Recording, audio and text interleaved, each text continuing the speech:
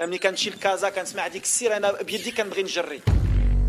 Nous on les connaît. Ok, Homa ils nous connaissent pas. Ils vont nous connaître. Ils vont voir qui on est. Yes.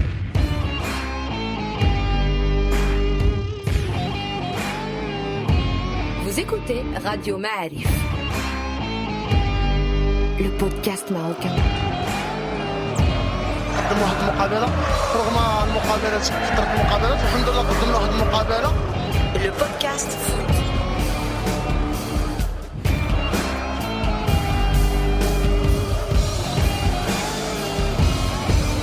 Libre sur le web.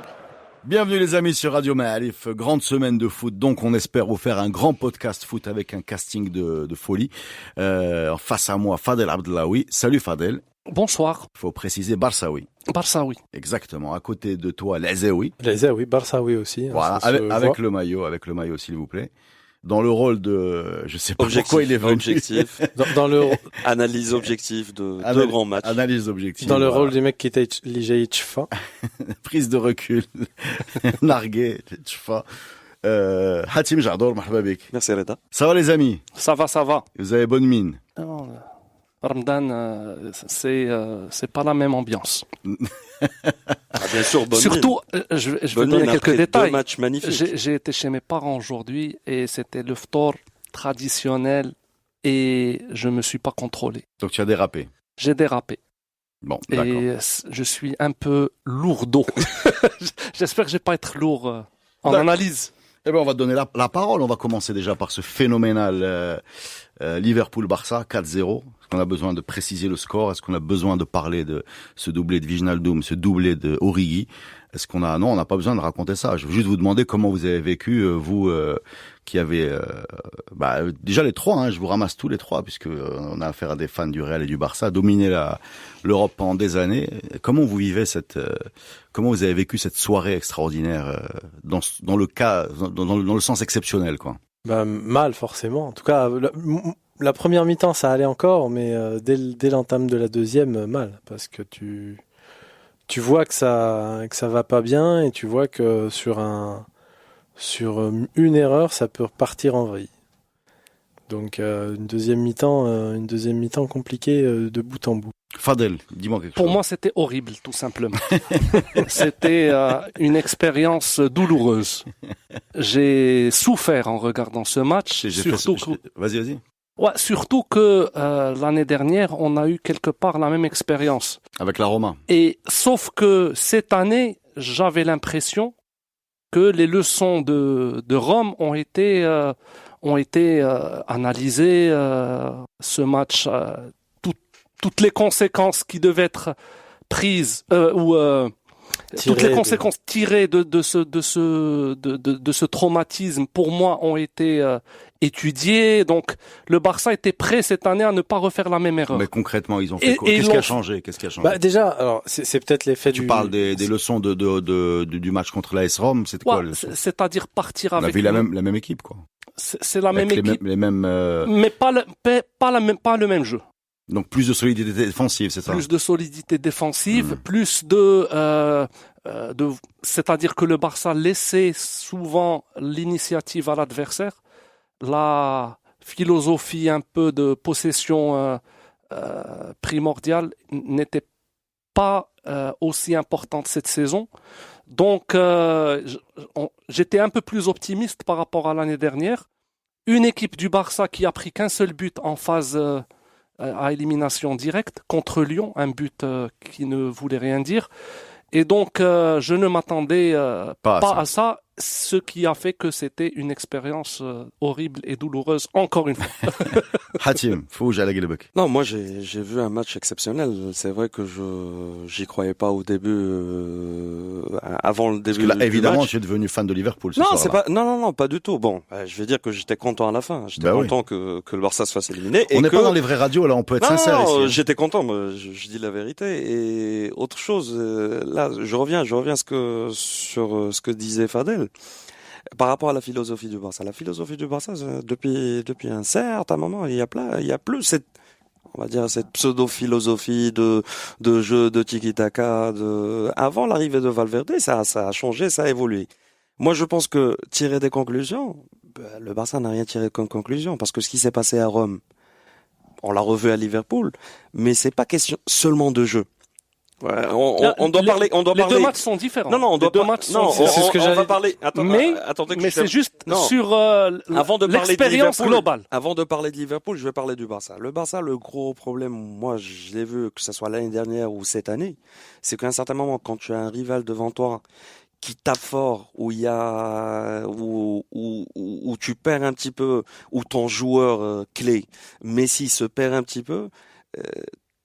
Tu n'as plus c'est pas que tu n'as pas plus de leader, parce que toute cette équipe-là, du Barça, croit en Messi. Messi, peut-être pour moi, cette saison ou la saison dernière, c'était le joueur qui a caché, qui a masqué beaucoup de faiblesses de cette équipe du Barça. Attends, excuse-moi, deux choses. Moi, je veux bien qu'on me parle de Messi qui casse, qui masque. Si j'ai bien suivi cette faiblesse du Barça, le Barça est champion d'Espagne. Oui. Non, mais c'est ce que j'allais dire. Mais championnat d'Espagne cette année, c'est le championnat le plus faible qui est champion depuis longtemps. Champion de l'année dernière, c'est aussi le Barça. D'accord. Non, mais moi je suis pas Barça, oui, mais je trouve juste bizarre. Moi, c'est en 2019, je trouve juste bizarre que quand tu te plantes en Ligue des Champions, on te parle d'échecs. Ça veut dire qu'il y a que des échecs et il y a une équipe, il y a un mec qui aura du succès, c'est Klopp ou Pochettino. Ça veut dire que tous les autres sont en situation d'échec. Moi, je trouve tous les autres, c'est des nuls. C'est des mauvais. Moi, je trouve ça bizarre. Et une deuxième remarque rapidement sur cette histoire de possession.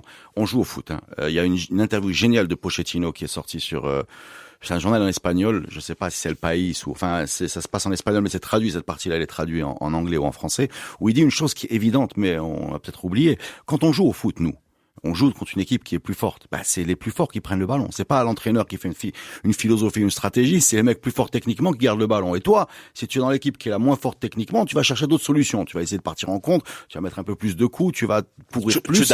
Tu t'adaptes à l'adversaire. Donc cette histoire, je finis juste pourquoi je te dis ça. Me dire, moi, le Barça a changé, abandonné sa philosophie. Non, Liverpool a pris le ballon et a pressé, a coupé à l'aller et au retour. Et ce qui s'est passé, c'est que le score à l'aller était tellement bizarre qu'on avait l'impression que c'était une grande stratégie. J'ai vu des dialogues hallucinants sur Twitter, comme quoi c'est une grande stratégie du Barça de reculer, de mettre ses médos, de colmater.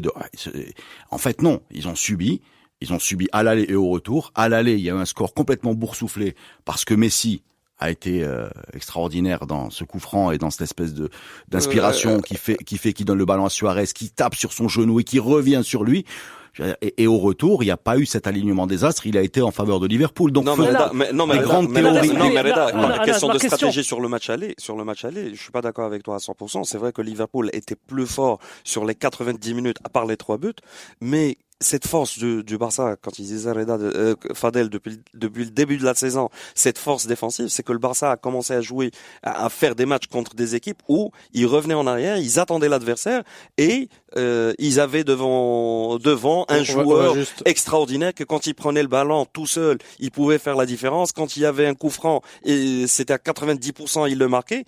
Donc peut-être il se basait sur ça. Moi, je crois la question que tu as posée, c'est sur le supporter.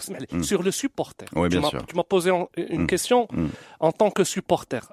Et je t'ai expliqué pourquoi c'était douloureux. Je n'ai ni dit que Liverpool était bon ou mauvais, ou là c'est de la chance ou pas. Je suis en perspective Barça maintenant.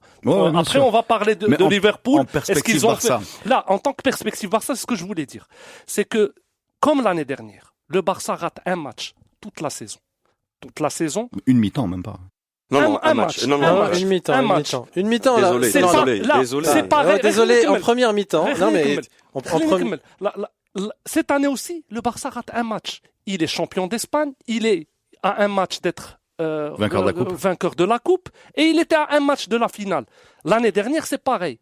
Il rate un match toute la saison. C'est ça ce qui est un peu dur à digérer. C'est le match. C'est le match qu'il faut gagner. C'est ce qui fait que c'est encore plus compliqué à digérer. Ce qui est compliqué à Fadel, je vais t'aider à aller, peut-être, je sais pas si tu vas être d'accord, mais c'est pas que le fait de louper le match. C'est de le perdre de cette manière. C'est que tu le perds, voilà. Alors, après avoir fait le job, le match voilà. Tu le perds contre la Roma, qui, dans la tête de tout le monde, est une équipe plutôt deuxième chapeau. Voilà, pas un candidat au titre, donc tu perds pas contre plus fort que toi.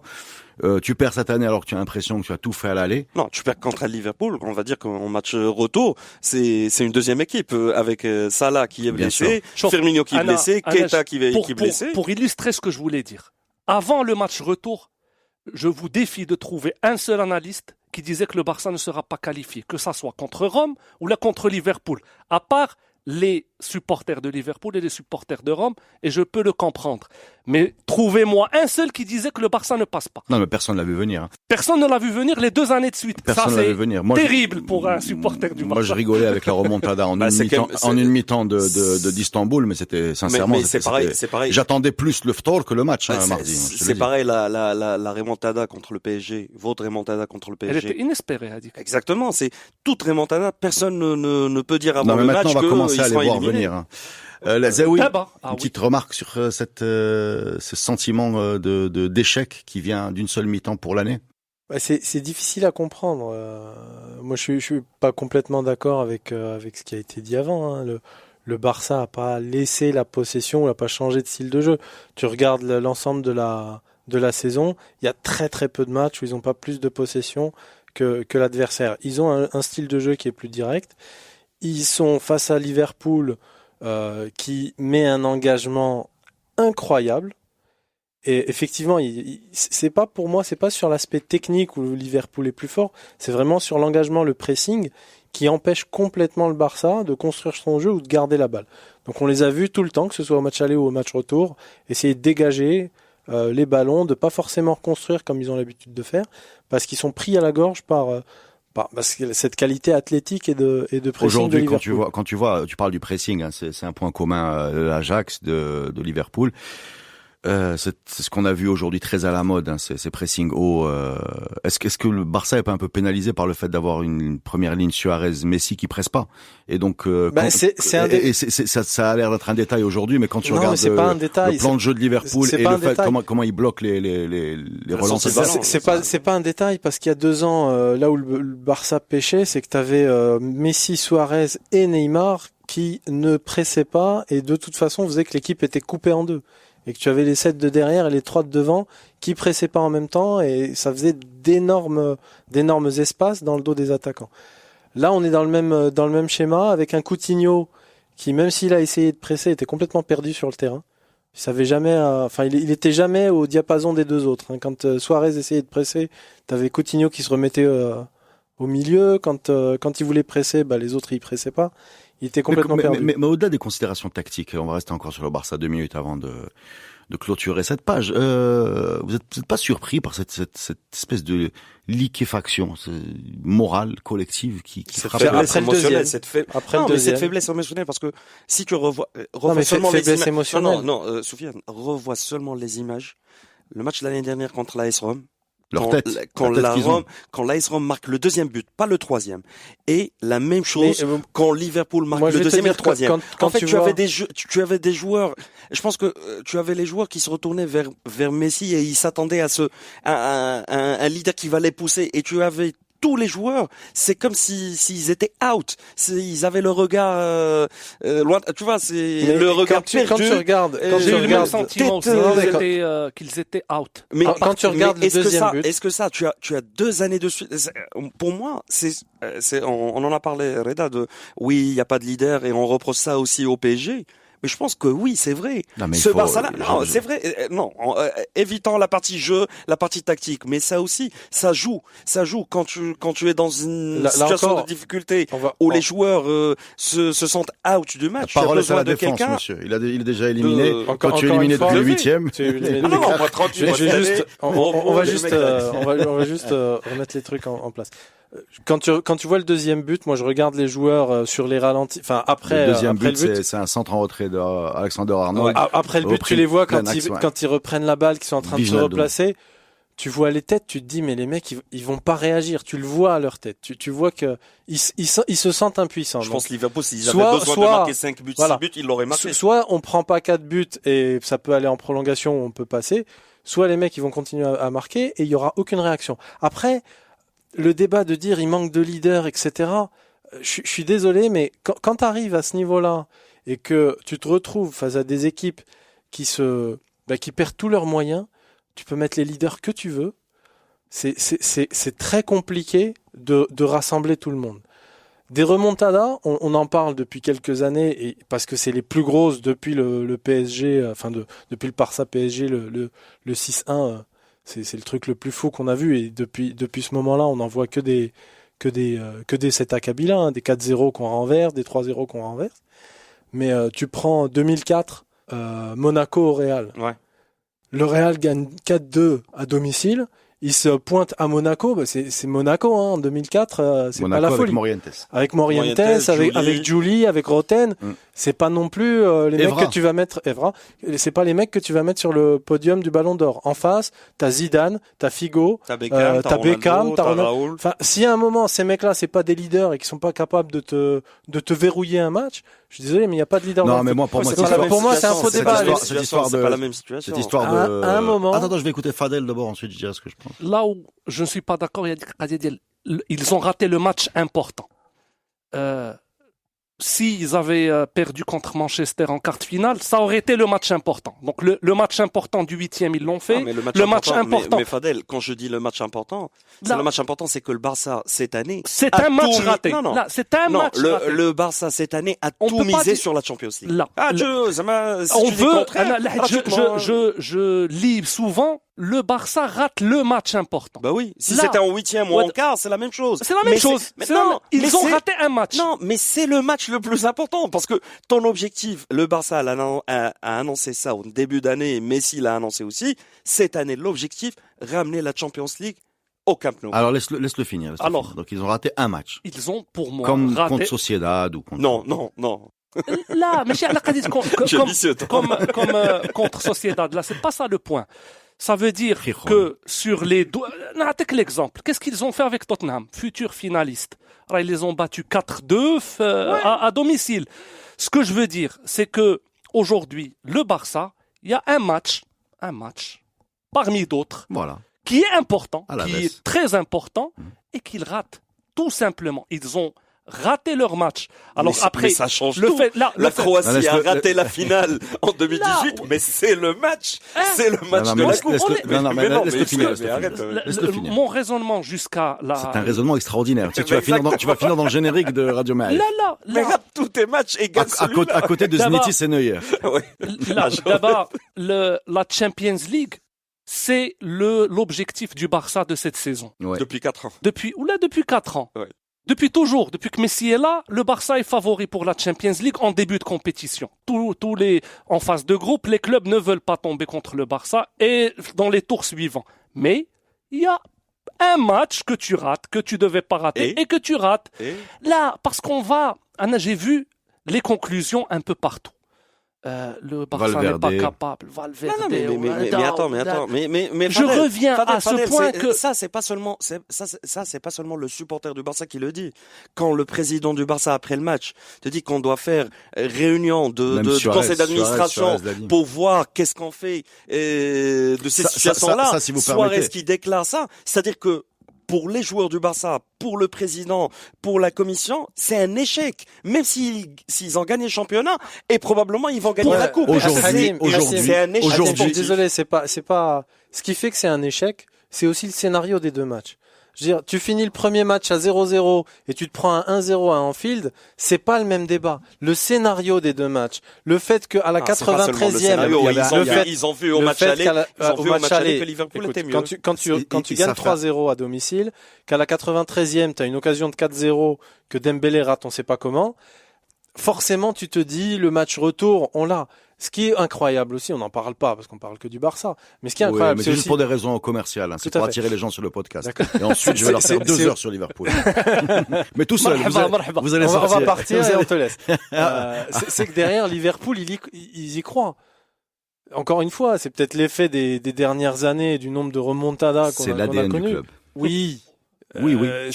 Sauf que quand tu te prends 3-0 à l'extérieur, voilà, tu vas peut-être y croire un peu au début, mais plus le temps va passer, plus tu vas laisser tomber. Le Barça a remis dans le match Liverpool, certes, mais ils ont eu la force d'y croire tout le temps et tout le temps les presser. Alors moi je voudrais qu'on parle 2 secondes parce que le Barça ne s'est pas pris les pieds dans le tapis. Le Barça est tombé sur une équipe de Liverpool très amoindrie parce que sans Salah, on va le répéter, sans Firmino, une équipe qui joue contrairement à Liverpool, au Barça qui joue son championnat, qui va s'attribuer en dernière journée, probablement au profit de City. Ils ont joué samedi un match très intense contre Newcastle, ouais. Avec le 11 qui arrive donc qui perd, je l'ai dit, les 2 attaquants, les stars, qui perd Robertson à la mi-temps, qui est un joueur qui serait jamais sorti s'il avait pas été blessé, et qui se retrouve comme ça tiré vers le haut par 2 remplaçants, c'est-à-dire Wijnaldum qui a pas débuté le match, et Origi qui a joué très très peu cette saison, puisqu'il est systématiquement derrière les 3 qu'on a cités.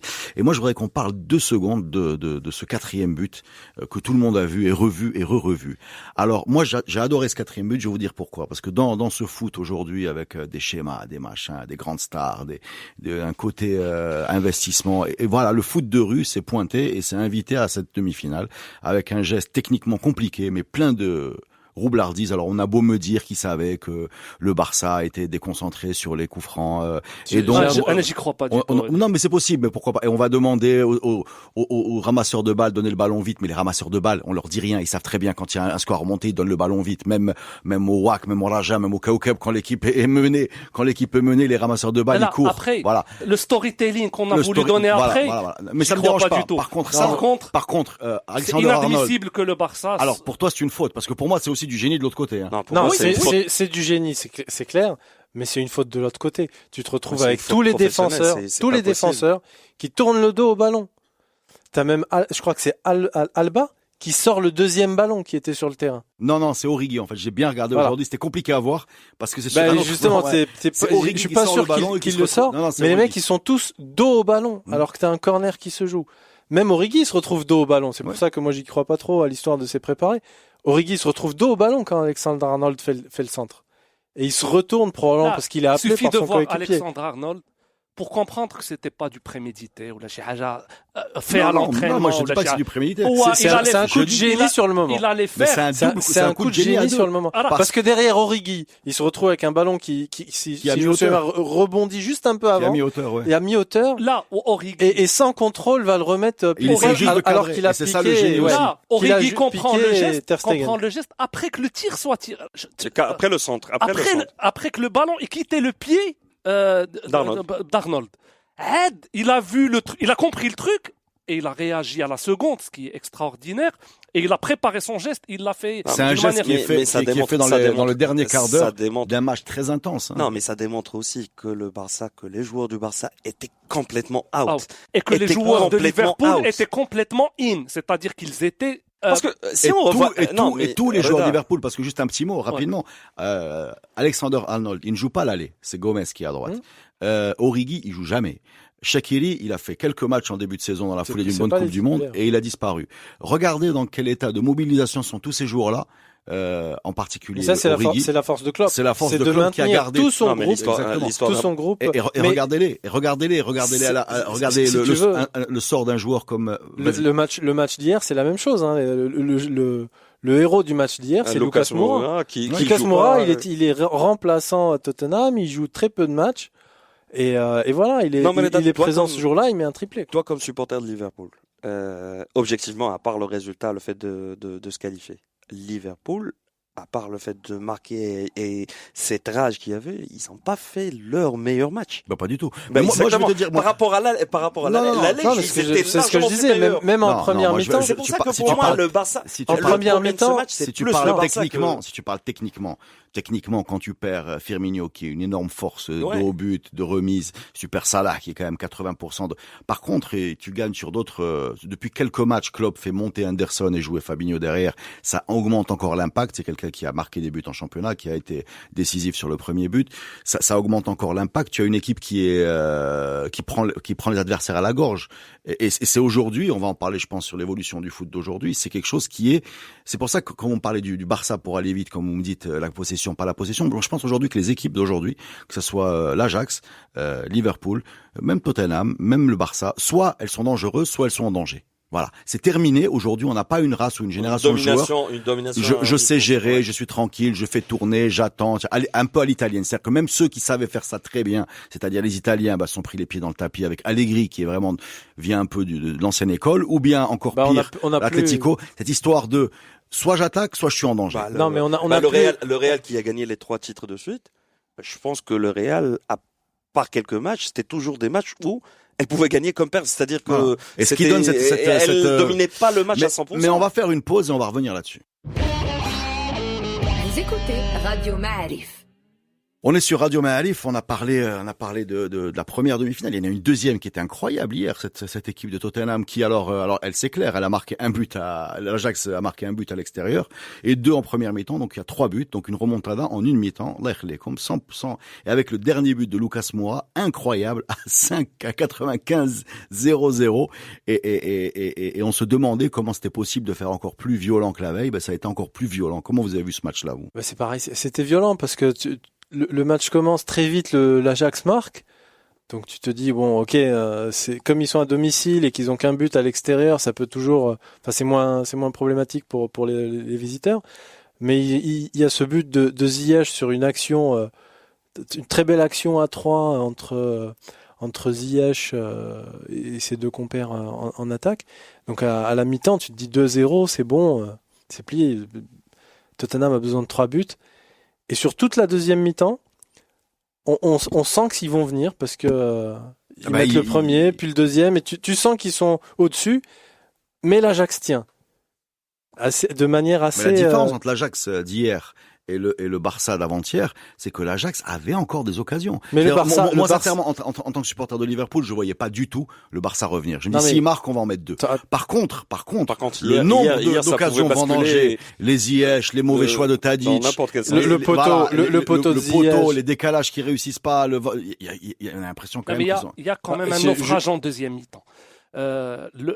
Si on devait comparer au premier match, à la deuxième mi-temps, l'Ajax avait l'avantage qu'avait le Barça au début de son match. Donc ils étaient à 3-0, ils les ont remontadés en une mi-temps. Et c'est quand même un naufrage. Alors, contrairement peut-être au Barça, l'Ajax se crée des occasions. On peut se rappeler aussi le poteau de Ziyech en fin de deuxième mi-temps.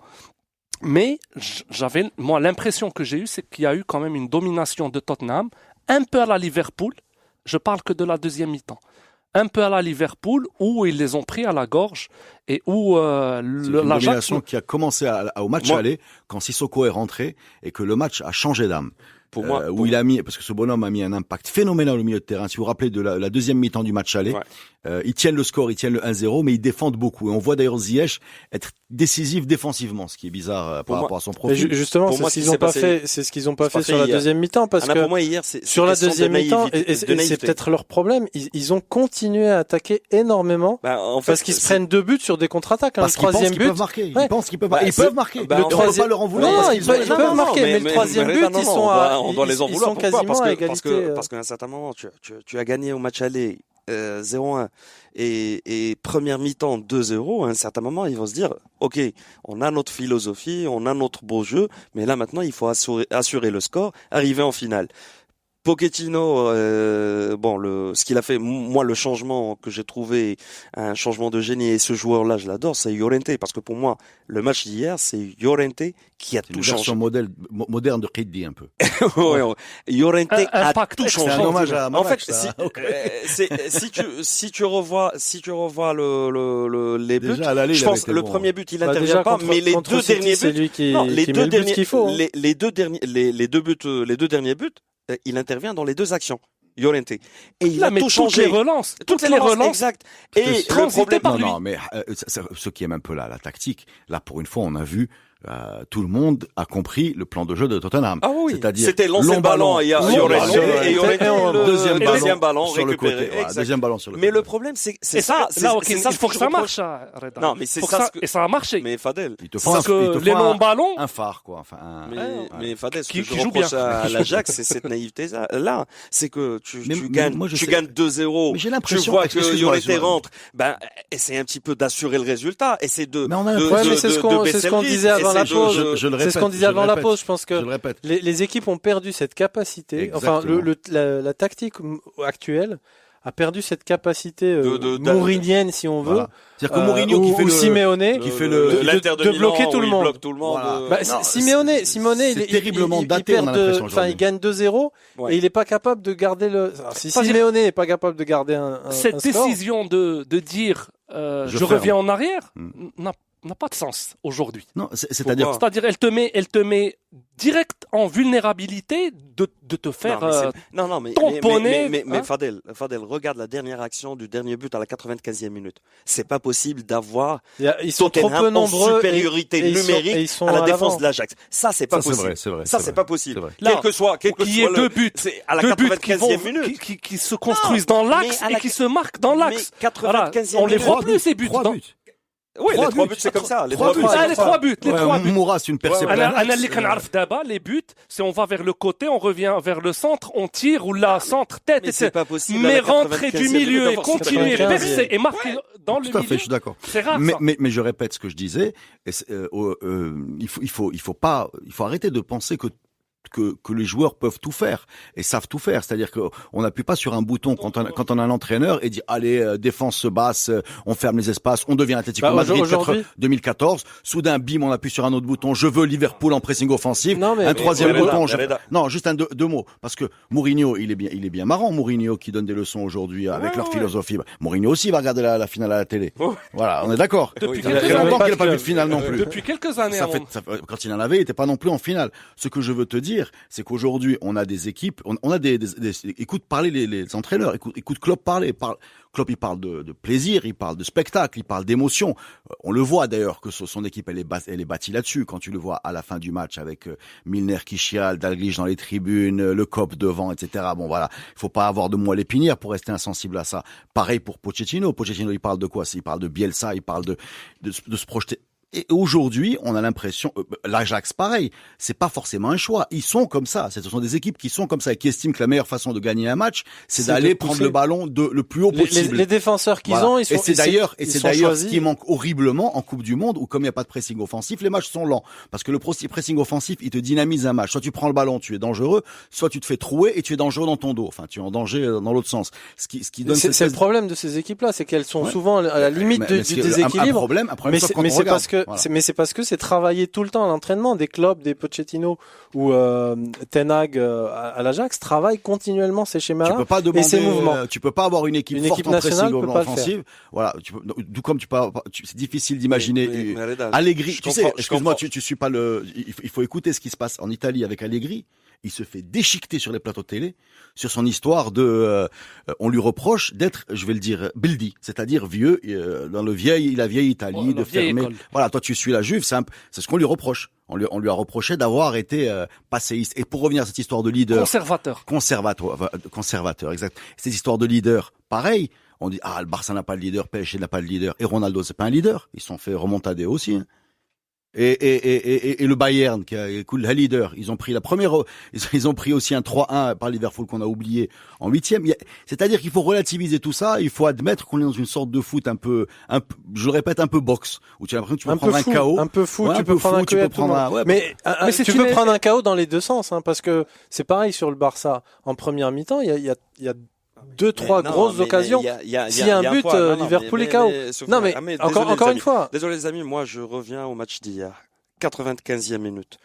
Zama, c'est le B à bas d'hier le foot. Il a pas tort 95e aussi, minute. il a pas tort, mais Je ne peux pas avoir. sur ça, je peux suis pas d'accord. avoir une supériorité Sur les 3-4 numérique dernières de minutes, Tottenham. les mecs, J'adore, sur n'a la pas tort. défense. les mecs, de l'Ajax. ils doivent dégager Non, le c'est pas ballon, possible. ils doivent essayer de le garder au Il a poteau pas de tort. corner. Exactement. Ils Oui, doivent tomber, ils doivent faire peut-être un Liverpool derrière. a gagné 10 minutes, les 15 ou 20 dernières minutes du Est-ce que match. tu proposes d'injecter un peu De de Tunisie? Safi. De Tunisité. De Tunisite. Du Tunisite. De Tunisite. Là, mais Liverpool Hein, l'a ou d'un- fait. un peu de Alors, miérisme, un peu on de a bien miérisme vu que dans le- Liverpool dans a le- gagné 10 minutes en fin de match. Mais même hier, Ajax l'Ajax, n'a pas fait ça. le gardien a pris carton jaune parce qu'il essayait de retarder, Mais ces prendre joueurs, son ils temps et étaient tout. pas, ils étaient Mais à c'est fond. ça, moi, c'est ça ce que je comprends pas, c'est la dernière action.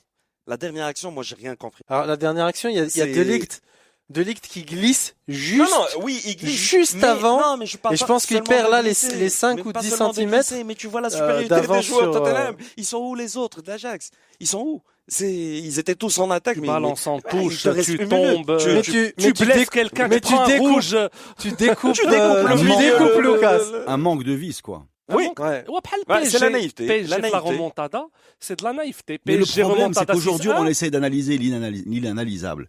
Parce que en vis, Là, le refaire Barça, le film, sans te après. faire offense avec Suarez, tu as de quoi? Tu as une production de vis qui peut couvrir 5 équipes, 5 effectifs. Oui, Donc on est mais d'accord. je pense mais que sur- Pourtant, il a fait comme Ouais, tout mais le monde. sur- il est ouais, mais sorti. sur Il le s'est match sorti du avec un Barça, 4-0. sur le match du Barça, c'est pas une question de vis. C'est pas D'accord. ce qui te manque. D'accord. Sur Là, mais sur je l'Ajax, parle oui. Je parle C'est-à-dire, du vice quand tu as de l'avance. Tu mets Suarez dans les 5 dernières minutes Il y du match était, de et il l'Ajax, était à l'Ajax, avec Hamdaoui. c'est bon. Avec Il, Hamdaoui. il serait passé. Bon, on fait une pause et on parle d'un dernier thème avant de clôturer ce fabuleux podcast de la fabuleuse semaine, la plus folle du foot européen. Vous écoutez Radio Ma'arif. Bon, les amis, alors on a un sujet qu'on laisse pour la fin parce qu'on est forcément en train de regarder les matchs de l'Ajax avec un œil spécial. Comment vous jugez la campagne européenne de Hakim Ziyech, les amis?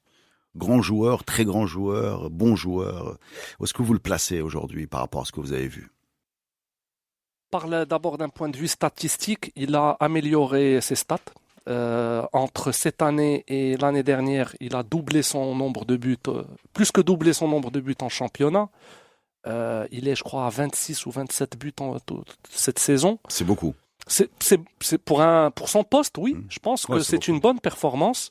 Donc il est chaud, comme on dit. Cette saison, il a été très bon et surtout il participe dans les succès de son équipe. C'est-à-dire il est important. Il est important. Il est toujours là pour la dernière passe, pour le but, pour dynamiser un peu l'offensif de son équipe qui est elle-même à philosophie offensive. Et qui a fait une grosse saison, cette équipe. Et qui a fait une grosse saison. L'équipe autour de Ziyech. Karni Chouiab Salah, il me rappelle un peu ça de l'année dernière. D'accord. Moi, je trouvais qu'il était excellent. Et comment il a évolué moi je parle seulement de Champions League. Moi je suis pas subtil. C'est pas excellent, on sait qu'il est excellent. Non, mais est-ce qu'il est excellent? C'est-à-dire il peut est signer excellent au Real, au Barça, à la Juve, où il est excellent, Tottenham, je vais t'expliquer. Atletico, Moi j'ai suivi des matchs même quand l'Ajax était en phase de poule. J'ai vu que les matchs de Champions League. Et match contre le Real, match contre Juventus et match contre Tottenham. Et on voyait seulement dans ces matchs-là à élimination directe comment son jeu a évolué dans le sens où au début c'était le joueur nonchalant à l'attaque, où il participait seulement à l'attaque, où il s'en foutait carrément de quand il y avait ce repli défensif. Et après on a vu comment il s'est métamorphosé, il est devenu plus impliqué dans tout le jeu et on voyait que l'équipe tourner autour de lui. En fait, pour moi, les 3 repères de l'Ajax, c'est des lights en défense, De Jong et après, Ziyech. Excuse-moi, mais il y a des limites. C'est-à-dire que moi, tout ce qu'on a vu, pour moi, le met dans peut-être dans le top 20, la top 50 européen. Mais moi, ce qui me manque, à mon avis, pour être dans le top 10, je trouve, il y a des mauvais choix. Voilà, il y a parfois des mauvais choix, des tirs qui sont un peu forcés et dont on sent qu'ils impactent sur son mental parce que moi je trouve qu'il est excellent. Hein. Ça, il y a pas de débat. Pour l'instant, je pense qu'il a pas sa place dans un effectif du Real ou du Barça. Non. Mais parce que qui par sont rapport d'ailleurs aucun des deux en finale de Ligue des Champions. Voilà. Mais par rapport à ce que tu dis, il va falloir vous ou à habituer, les Liverpool, amis. ou à Liverpool. Il a pas sa place à Liverpool. Par contre, par rapport à ce que tu dis, oui, parfois il serait dans la rotation à mon avis. Parfois, il fait des mauvais choix, etc. On peut le dire aussi d'un Dembélé et pourtant il est au Barça. Mais non, moi je peut-être m'explique. que Ziyech, si c'était Ziyachinho, il serait au Barça ou au Real. Je suis pas tellement d'accord. Dembélé, bon, j'ai pas envie de parler de Dembélé. Pour moi, Ziyech, il a un volume de jeu extraordinaire. Pour moi, il s'est transfiguré cette année, en particulier sur l'implication collective, sur les efforts défensifs, sur le match d'avant, là, pas celui sur l'aller à Tottenham. C'était énorme. J'ai trouvé monstrueux. Le repli défensif. Partout, voilà. C'est rare. On lui reprochait au Maroc pour aller vite. On lui reprochait même à l'Ajax, on lui reprochait ça. Voilà.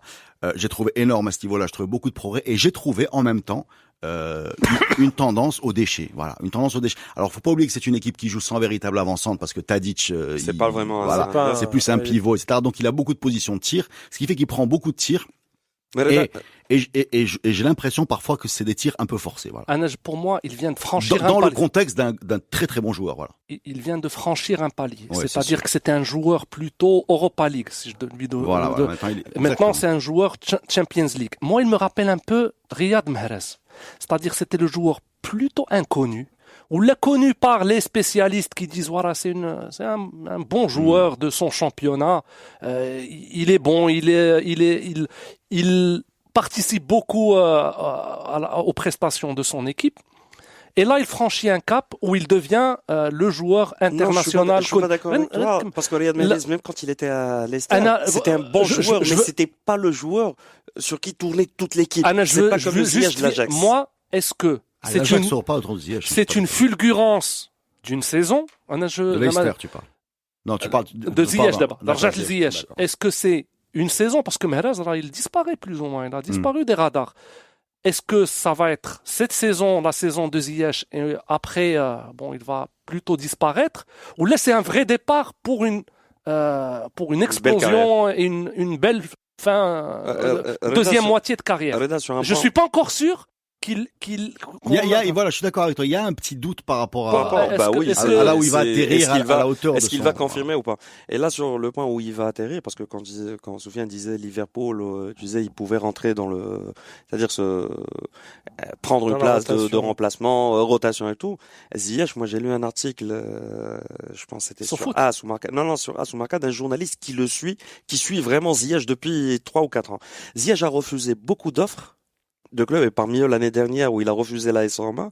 C'est pas, en fait, pourquoi? Parce que lui, ce qu'il exige, c'est d'avoir un poste de titulaire. C'est-à-dire que l'équipe va tourner autour de lui. Après, s'il est en méforme, à Lyon, non, je t'explique. C'est pas ça. A priori, il y aurait une offre de Tottenham. Exactement. Non, c'est pas question de petite équipe. Garantir quelque chose. Non, c'est pas garantir la titularité. C'est quand tu es en méforme, tu vas rester au banc. Mais en fait, c'est faire le projet autour de toi. Là où il joue, en fait, les négociations avec l'entraîneur, c'est moi je joue ici, je vais jouer ici. C'était ça l'échec de négociation avec l'AS Roma. Je peux comprendre que c'est un joueur qui moralement a besoin d'être rassuré sur son statut pour donner le maximum de lui-même. Pour moi, c'est pas forcément des caprices de diva, hein. Ça peut être une vraie attitude mentale de se dire je serai meilleur si je suis dans cette situation. Il y a des joueurs qui ont besoin de jouer tous les matchs. Mais ça te ferme un certain nombre de clubs. Oui. Mais moi, j'aimerais bien qu'il fasse un choix intelligent de pas chercher la meilleure équipe, mais de chercher une équipe où il va évoluer. De pas faire son Coutinho, quoi, pour aller. Exact. Voilà. C'est quoi l'équipe? Pas faire son Coutinho. Le Coutinho étant de lâcher Liverpool pour aller et de partir gagner la Ligue des Champions, chez les perdants de regarder 2 années de suite son ancienne équipe en finale. Tu l'as pas gagné encore, donc non, la ramène pas trop. Tu as plus de chances de la gagner là où tu es que là. Alors lui, par contre, il est sûr de ne pas la gagner. Et il faut dire une chose, bravo Alisson qui a assisté à 2 remontadas contre le Barça. C'est vrai. L'AS Roma et Liverpool. C'est vrai. Alors les amis, pour terminer ce podcast, on va rentrer dans l'histoire. C'est très simple. Dans le délire dans lequel on a vécu cette Ligue des Champions, qui pour moi est sans doute la plus belle édition que j'ai jamais vue, on a vu des remontadas dans tous les sens. À quoi peut-on s'attendre le 1er juin quand Tottenham et Liverpool vont s'affronter pour une finale 100% anglaise à Madrid? Qu'est-ce qui peut se passer de plus fou? Est-ce qu'on peut imaginer que Lloris égalise à la dernière minute ou marque le but de la victoire? Est-ce qu'on peut imaginer une série de pénaltys qui se termine à 45-44? Est-ce qu'on peut imaginer une remontada de 5 buts à la mi-temps? Moi, je veux un 5-5. Sauf foot à imaginer 5 buts de Sissoko au Ballon d'Or. Lâchez-vous, on pourra toujours récupérer un petit bout de votre pronostic et faire comme si vous l'aviez dit sérieusement quand ça sera passé dans 6 semaines. Moi, je rêverais d'une rediffusion d'un match, c'est Alaves Liverpool. 5-4. Avec Jordi Cruyff. Ouais, Jordi Cruyff. Exactement. Et Javi Moreno comme attaquant d'Alaves. Exactement. Et ça serait super. Et avec Carragher, déjà. Avec McManaman aussi. Ouais. Un 5-4, ça serait une belle Je me demande s'il n'y a pas déjà notre ami Robbie Fowler. Vas-y. Moi, je verrais bien ce qui serait le plus représentatif de cette saison de Champions League, c'est un scénario à la Liverpool-Milan. 3-0, 0-3, 3-3. Ça ne nous surprendrait même pas. Hein. Ça ne nous surprendrait même pas. Une mi-temps à chacun. Après, ils font des prolongations de fou avec 2 rouges pour chaque équipe. et des pénaux à 11-11. Et Jürgen Klopp qui marque, à la dernière minute, qui se fait rentrer parce qu'ils étaient mis sur la liste de Ligue des Champions et personne ne le savait. Là, mais ça sera une très belle finale. Et je suis certain que ça ne ressemblera pas à un match qu'on a l'habitude de voir entre eux en Première Ligue. Moi cette finale, j'aurais aimé au début que ça soit Liverpool-Ajax. Mais bon, Liverpool-Tottenham. C'est ce que je voulais te dire tout à l'heure quand tu parlais de justice, d'injustice. Je pense qu'entre Tottenham et l'Ajax, il y a pas une équipe qui a mérité plus que l'autre. C'est tombé du côté de Tottenham. Ouais, exactement. Ça aurait pu tomber du côté de l'Ajax. Et toutes les théories qu'on fait sur Mourinho, il aurait fallu qu'un tir. L'année prochaine, l'Ajax ne serait pas éliminé. Parce qu'apparemment, on parle du but à l'extérieur qui ne sera plus. On va voir la réforme. Qui sera donc comme en Amérique du Sud. Et donc, dans ce cas-là, c'est une vraie égalité. Ça n'a aucun sens que ce but à l'extérieur. Moi, je suis d'accord. Ils ont fini à 3-3. C'est une aberration. C'est terminé. Zawi, tu as un dernier mot? Mon prono, je sais pas comment on n'a pas donné de prono, il a raison. Je sais pas comment ce match peut être aussi fou que le reste de la saison. Enfin, comme c'est sur un match, il faudrait qu'il y ait Salah et Kane qui nous mettent 4 buts chacun ou un truc. Ou bien option B pour 0-0 pour rendre un vrai hommage à cet hommage. Mais c'est ce que j'allais dire. Pour moi, ça va se finir beaucoup plus calmement avec un petit 1-0. But. Non, mais tu as d'autres options. Tu peux très bien but de avoir Lucas Moura en Kane qui se blesse dans les vestiaires, Salah qui tombe dans les escaliers, et ça se termine avec un triplé de Sturridge et en face un doublé de Sissoko. C'est possible. Voilà. On va dire ça. Ah non, mais merci toi, les amis. Victoire de Liverpool, parce que tu dis 3-2. Ouais, c'est victoire de Liverpool. Un but de Lucas Moura en prolongation pour qu'il se calme. Vous faire écoute, on aura toujours le temps d'être déçu s'il y a un mauvais résultat, mais d'ici là, on va au moins se faire le plaisir en ces temps de Ramadan d'être positif. Merci les amis, et à la prochaine pour un nouveau podcast foot.